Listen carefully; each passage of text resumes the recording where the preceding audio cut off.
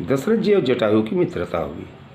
एक समय शनिदेव रोहिणी नक्षत्र का भेदन कर रहे थे कि दशरथ जी ने विचार किया कि अगर यह शनि रोहिणी नक्षत्र का भेदन कहीं कर लिया तो निश्चित है कि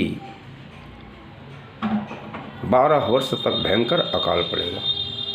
और ऐसा विचार करके अपने रथ पर सवार होकर आकाश मंडल को गए और शनि से युद्ध करने लगे कि शनि के प्रहार से वह रथ सहित भूमि में गिरने लगी कि उसी समय जटायु अपने पीठ पर उन्होंने रथ सहित दशरथ जी को संभाला और कानन में उतारे।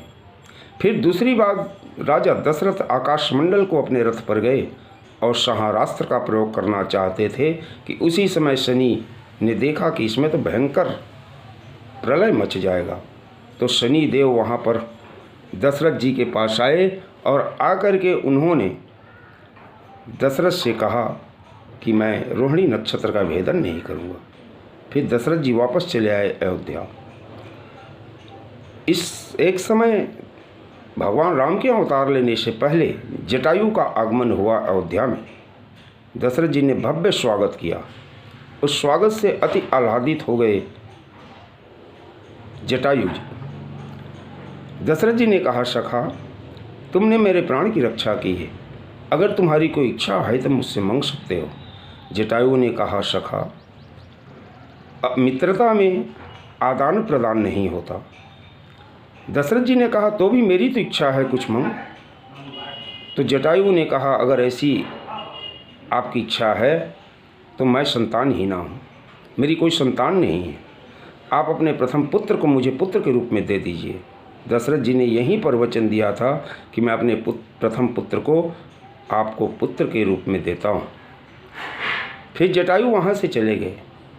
दूसरी बार जटायु का आगमन हुआ भगवान रामचंद्र जी के अवतार लेने के बाद। तो उस समय दशरथ जी ने भव्य स्वागत किया और अपने प्रथम पुत्र भगवान राम को जटायु की गोदी में बैठा दिए। जटायु ने उसका मुख चूमा और दशरथ जी से कहा, मित्र, यह पुत्र अभी बालक है, बच्चा है, इसे आप अपने पास रख कर के पालन पोषण कीजिए। जब यह बड़ा होगा तो इसको मैं अपने साथ ले जाऊंगा या स्वयं यह मेरे पास आ जाएगा। यह बात भगवान राम को पंचवटी के पास में स्वयं अपने मुख से बताया है। यही दशरथ जी और जटायु इन दोनों की मित्रता का कारण है।